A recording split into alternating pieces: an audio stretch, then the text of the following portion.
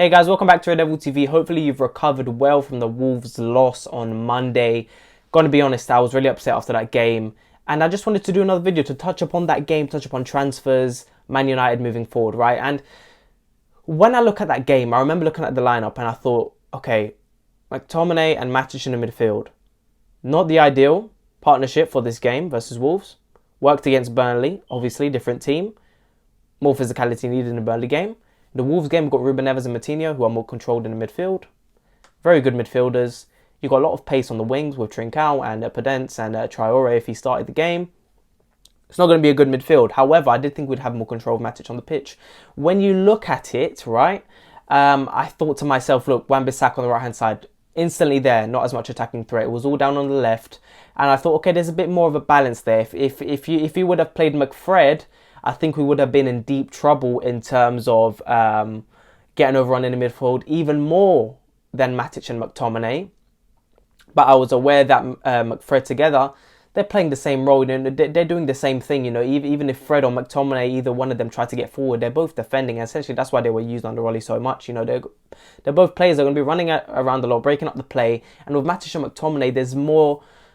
I don't like that partnership that much, but you can see that there's more of an idea using that midfield pairing. You see that Matic is going to be the one holding out there, letting McTominay go forward. And with Wolves, I thought there would be a bit more there. I still wasn't convinced, even after that Burnley game, but I did think, okay, that could work. Let Matic hold out the midfield, control it, and Wan-Bissaka essentially is going to be good defensively.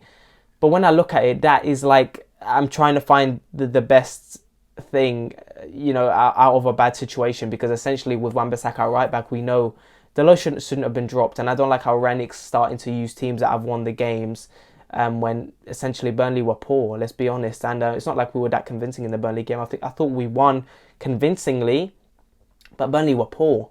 Just look at the Newcastle game, look at the Norwich game, we should have lost both games, and that second game of the season versus Wolves away from home, we should have lost that one as well. And you know what, we lost this game.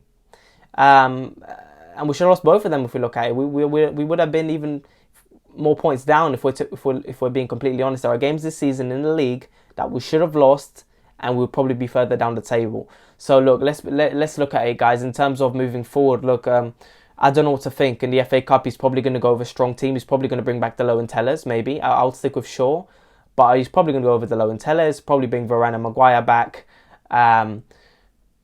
Midfield, I don't know anymore. I don't know what Rangnick wants anymore. And if I'm being completely honest, one thing I did notice in that Wolves game, I had to look back at that first half because I did want to see what went wrong for us. And when you look at it, come on, you don't even need to look back to know that Ruben Neves and Matinho rang that midfield. But one thing I did see is that, Wolves didn't really press us that much. Even they pretty much let us have the ball. We had control of the ball at times where we did look dangerous in some moments.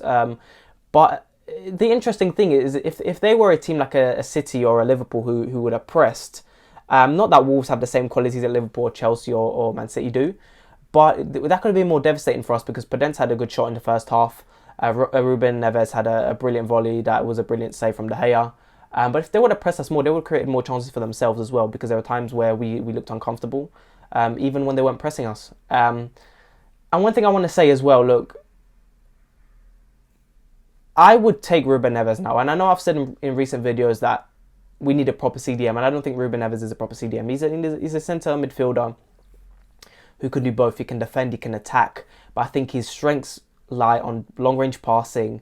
He's great on the ball, and that's what we need in the midfield, right? But I think there's a lack of defensive awareness in that team at Man United right now, and it's a tough one now. If we don't get a midfielder now in January, I'm really nervous for us in terms of not the Champions League, not just the Champions League and the FA Cup, but top four. Because at this moment, we have 2 games we have to play, but this is gonna be tough. It's gonna be tough. Arsenal there, Tottenham are there. Doesn't matter that Chelsea have dropped points within the last month. Still in a very tough position to get top 4, and it's sad, man. I think this Alvarez talk needs to stop. It's not going to happen for me. It shouldn't even happen. I think we have enough attacking players. We need a midfielder quick. And, if Ruben Neves was a player we could get, I would get him at this point, because I think he's going to make a massive difference to that midfield. And, you just need to look at that game. Matinho, I think he's too old. But, players like that who can make the difference, I would still prefer someone if Declan Rice was half the price that they're claiming. you know, that he's 90 million or 80 million or whatever, I would take Declan Rice if we could get him, of course. But, you know, players like Haidara and all of them, I don't know who's going to come in, man. I don't really know. But look, I think there are a couple CDMs out there. But whether it's the right one, I think any of them are better than the centre defensive midfielders that we have now. But we have to wait and see. We have a month to get a midfielder in. I'm really nervous moving forward because it's getting worse and worse in every game. And it's a tough one. It's a tough one. And we have to wait and see with the transfers if Rangnick really wants to get someone. But I'm really confused with this. I don't understand. You know, like, we're not pressing. We're not playing a high line. And I tell you what, Wolves are a very difficult team to play. But what's going to happen when we get back to Man City, Liverpool, Chelsea? We saw that Chelsea-Liverpool game the other day.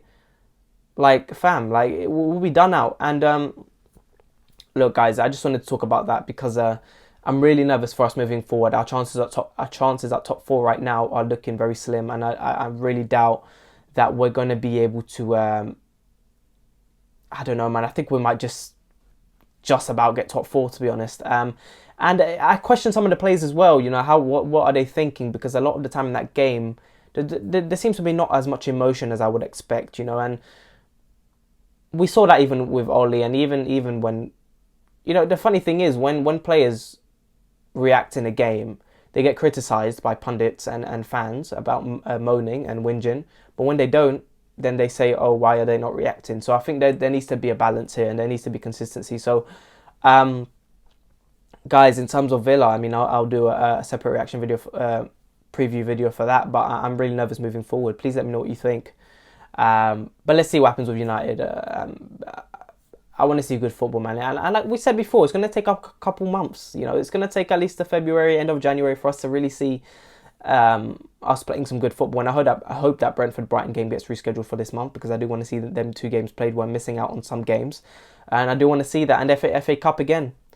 Champions League is going to be in 3 weeks. So let's see what happens there. So, guys, make sure to like and subscribe. Let me know what you think on the current situation at Man United. And please make sure to, you know, like the video. Give me your opinion on everything. And have a great day.